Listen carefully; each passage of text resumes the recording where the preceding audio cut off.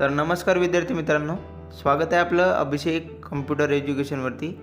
तर बघा, आज या व्हिडिओमध्ये आपण सेशन नंबर 35 बघणार आहोत। ठीक आहे, तर त्यापूर्वी तुम्ही चॅनलवरती जर नवीन असाल ना, तर चॅनलला सबस्क्राईब करा, जेणेकरून तुम्हाला असेच व्हिडिओ भविष्यामध्ये सुद्धा मिळत राहतील।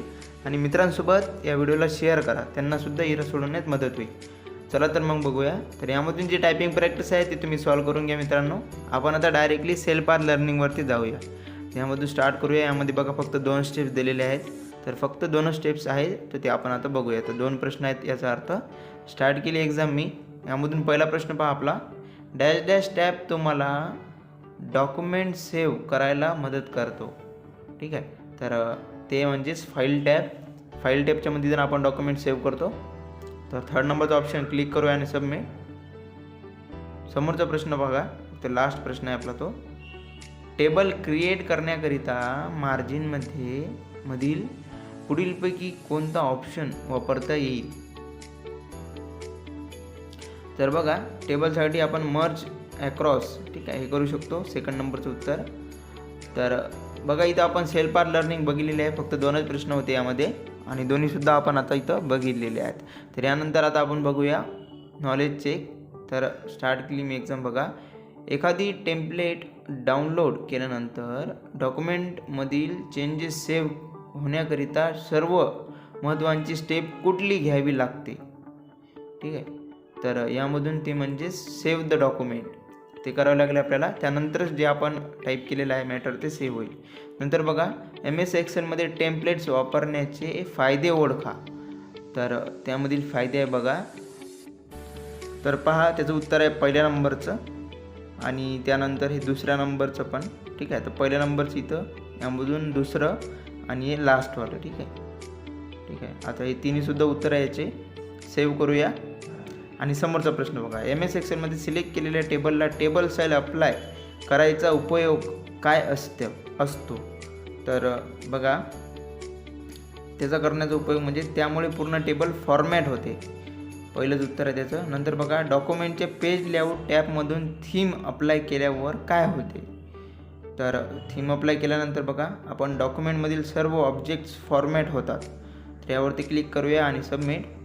नंतर बघा, ही इमेज पहा, गाईडलाईन्सकरिता प्रत्यक्ष वर्कशीट व्यतिरिक्त हा आणखी एक वर्कशीट उपलब्ध आहे, ती कसली भूमिका बजावते। तर इमेज दिलेली आहे पहा, यामध्ये आपल्याला त्यांनी सांगितलेलं आहे की तो टेम्पलेट कशी वापरावी याबाबत सूचना देतो। तर 2nd नंबरचं उत्तर होतं त्याचं।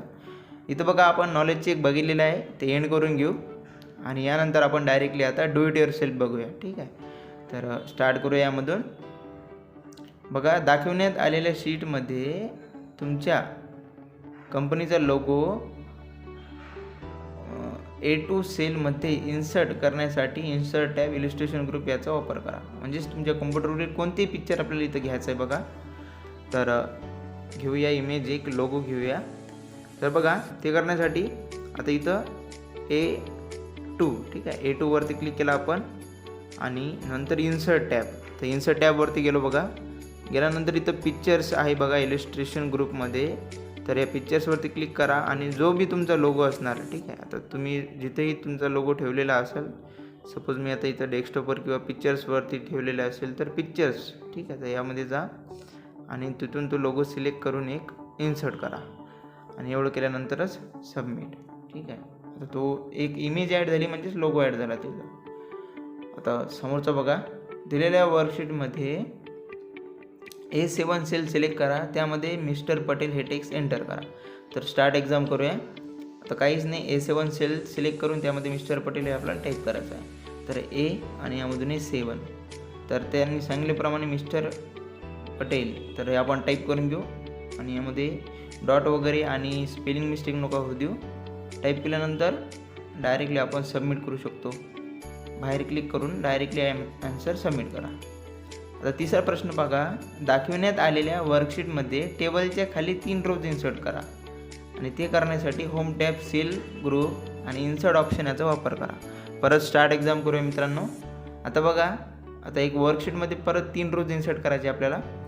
तर ते करण्यासाठी इथं बघा, खाली सगळ्यात खाली म्हणते ते, तर इथं टेबलच्या खाली, तर इथं क्लिक करा तुम्ही। ठीक आहे. इथं 26वर यावरती आपण क्लिक करूया असं आणि ती सिलेक्ट होईल पूर्ण रो.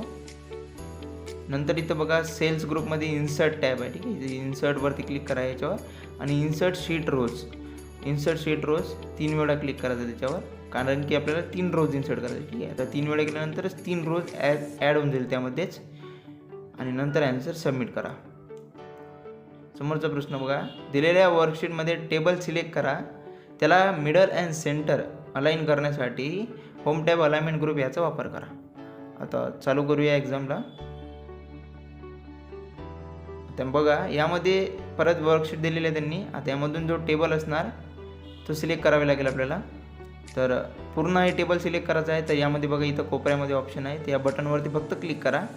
केल्यानंतर पूर्ण सिलेक्ट होऊन जाईल. यामध्ये अलाइनमेंट ग्रुप आहे बघा.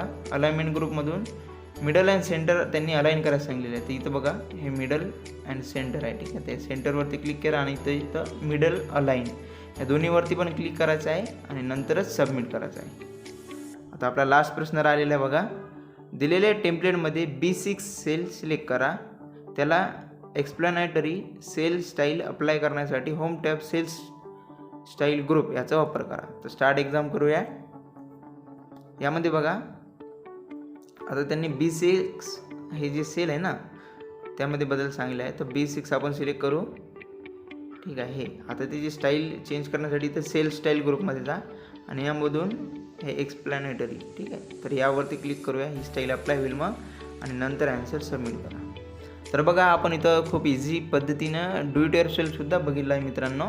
आता यानंतर इथं एंड करून घ्या एक्झामला आणि आपण आता प्रोसेस फोलिओ बघून घेऊ.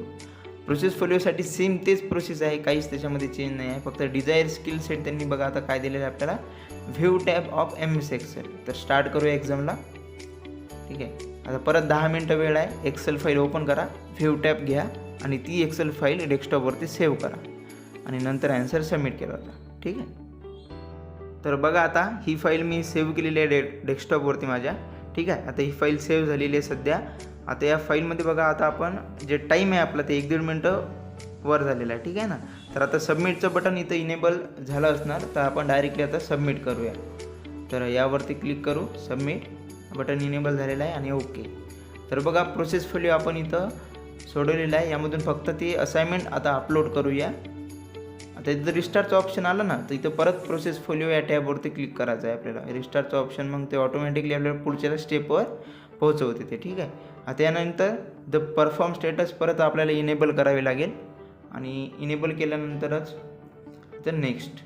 आणि ती जी असाइनमेंट मी तुम्हाला सांगली डेस्कटॉपवर सेव्ह करायची सेशन नंबरच्या नावाने, तर ती इथून डेस्कटॉपवरून चूज करून घ्या. ठीक आहे, आता मी जिथं बी ठेवलेली आहे तुम्ही त्याच्यामधून घेऊन घ्या. आता मी डेस्कटॉपवरून बघा इथं सेशन नंबर माझा घेतलेला आहे. ठीक आहे, यामधून सेशन 35 तर ओपन करूया आणि इथून सेम हीच प्रोसेस आहे, तुम्हीसुद्धा फॉलो करा जेणेकरून तुम्हालाही पूर्णपैकी पूर्ण मार्क्स मिळतील. तर यानंतर प्रोसेस फोलिओ तर संपलो मित्रांनो. आता सिम्युलेशन क्वेश्चन आपण बघून घेऊ. Start exam. बघा 2 प्रश्न आहे यामध्ये. तर बघा टेबलचे हेडिंग महत्त्वाचे आहे कारण त्यामुळे टेबलमध्ये असलेले डेटाविषयी माहिती मिळते. आता निवडलेल्या हेडिंगला बाहेरची बॉर्डर्स थिक अशी अप्लाय करा. तर स्टार्ट करूया एक्झाम. यामधून बघूया आता तुम्हाला या बॉर्डरची जी अलाइनमेंट आहे जी बॉर्डर आहे ती चेंज करायची आहे. तर यामध्ये बघा इथं बॉर्डरचं ऑप्शन आहे. यामधून थिक आउटसाईड बॉर्डर यावरती फक्त तुम्ही क्लिक करा आणि ॲन्सर सबमिट होऊन जाईल. ऑटोमॅटिकली सिलेक्ट होतं ते पहिलेच, आपण फक्त बॉर्डर चेंज केली. ठीक आहे, आता पहिला प्रश्न झालेला आहे मित्रांनो. दुसरा प्रश्न बघू. तुम्ही तुमच्या आवडीनुसार सेल रंगाने भरून टाकण्यासाठी आणि ती आठवून दिसण्यासाठी फील्ड कलरचा वापर करू शकता. म्हणून निवडलेल्या हेडिंगला स्टँडर्ड ग्रीन कलर देऊन ते हायलाईट करा. तर बघा इथं ऑलरेडी सिलेक्ट झालेलं आहे. ठीक आहे ना, आपल्याला फक्त कलर चेंज करायचा आहे. तर इथं बघा फील कलरचं बटन आहे, त्यावरती क्लिक करा आणि त्यामधून आपल्याला ग्रीन, तर या ग्रीनवरती क्लिक करायचं आहे. बघू ना, बाकी इकडे क्लिक केलं तर होत नाही बरं का, त्यावरच करावे लागेल. नंतर ॲन्सर सबमिट होईल ऑटोमॅटिक. तर बघा आता आपण इथं सिम्युलेशन क्वेश्चनसुद्धा बघितलेलं आहे. ह्यानंतर फक्त आपल्या सेशन कम्प्लिशन टेस्ट राहिलेली आहे मित्रांनो. तर ते आता आपण यानंतर बघून घेऊ. तर बघा session completion test start exam करूया. पहिला प्रश्न आहे, मॉनिटरवर प्रतिमा आकारला असणाऱ्या डॉट्सच्या मालिकेला डॅश म्हणतात. तर बघा त्याला असं पिक्सल्स असे म्हणतात. ठीक आहे, पिक्सल्स 3rd नंबरचं उत्तर आहे त्याचं. नंतर बघा डिस्प्लेची रुंदी आणि उंची यामध्ये असलेल्या प्रमाणबद्ध नात्याला म्हणजेच प्रपोर्शनल रिलेशनशिप डॅश डॅश म्हणतात. तर त्याला ॲस्पेक्ट रेशिओ असे म्हणतात बघा, ॲस्पेक्ट रेशिओ. तर 2रा नंबरचं उत्तर आहे आपलं. नंतर बघा प्रत्येक 2 पिक्सेल्समधील अंतराला डॅश डॅश असे म्हणतात. तर त्याला डॉट पिच असे म्हणतात मित्रांनो, डॉट पिच. ठीक आहे, 1ल्या नंबरचं उत्तर आहे. सबमिट करूया. शेवटचा प्रश्न बघा आता. आउटपुट डिव्हायसेस म्हणजे असे कोणते हार्डवेअर जे आउटपुट देण्यासाठी किंवा तयार करण्यासाठी वापरले जातात. तर याचं उत्तर आहे बघा, ते म्हणजे बरोबर. तर करूया सबमिट आणि एंड करून घेऊ एक्झामला. तर बघा अशाच प्रकारच्या व्हिडिओसाठी चॅनलला सबस्क्राईब करा मित्रांनो. आज आपण इथं सेशन नंबर जे 35 आहे ते सुद्धा बघितलेलं आहे. तर भेटूया समोरच्या व्हिडिओजमध्ये. तोपर्यंत take care and have a nice day and bye.